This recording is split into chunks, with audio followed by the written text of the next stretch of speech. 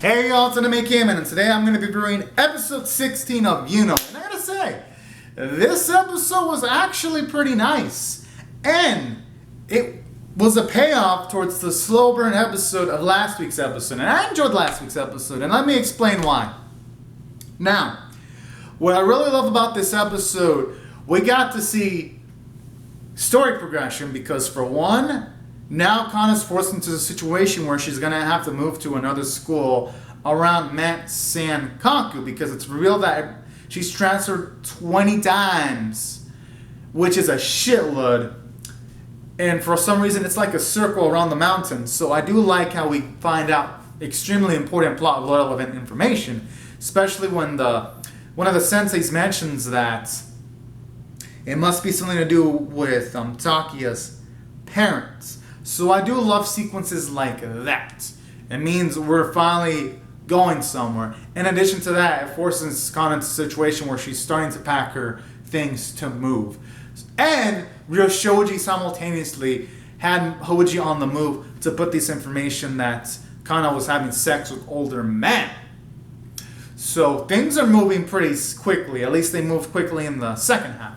So I do like that. And this episode didn't dick around from the story standpoint. And it had a nice build up too. Because there was some real lines here and there. Like when Kana mentioned stuff like she was tired of being betrayed and hated. I do love how afterwards they had a scene where Hojo's trying to tell Takiya you should put this bug in Kana's room. And Takiya just instantly breaks that. And that had more weight because of Kana saying she's tired of being betrayed and hated. That was such a beautiful sequence, and it just made the sequence much, much more powerful and poetic. And then aside from lines like that, I do like how in this episode you see a metamorphosis for characters like Mio and Yuki. Because at the beginning, just think about it, Mio didn't really look at Kana that positively. But now, when the whole papers reveal that Kana's been having sex with men, Mio got pissed off that people even shared that, and she was angry at whoever put those things on the board, showing you that Mio really cares about Kana now. And then Yuki cares about Kana because he was pissed off, and he even mentioned that a person who puts it there without their names shouldn't really be listened to. So that was also another cool sequence there too. And then seeing Takiya crumple up the papers was pretty nice too. Although, in regards to Takiya, it was natural he was going to do that because he would defend people in need. So all those sequences were nice, and it really goes to show you how much they all care about Kana. And this sequence would not have impact if we didn't get episode 15 where Kana hung out with Mio, Takiya, and Yuki. If we didn't have that episode of last week, I would just be thinking, I guess, okay. But since they actually spent time with her, and now it feels like, yeah, it's all of them protecting their homie or their friend. It made it have a lot of narrative weight. And slow episodes like last week's episode are what helped make episodes like this really, really good, because this is the payoff from last week's episode. So that's what I thought from a character standpoint. It was great. And you do see some kind of character developments too, because you see her self-appreciating herself when she told Hojo she didn't want to do it anymore, which I'm assuming was the sex. So there was a lot of developments in this episode, because you see Kana have some self-validation for herself, more of it now.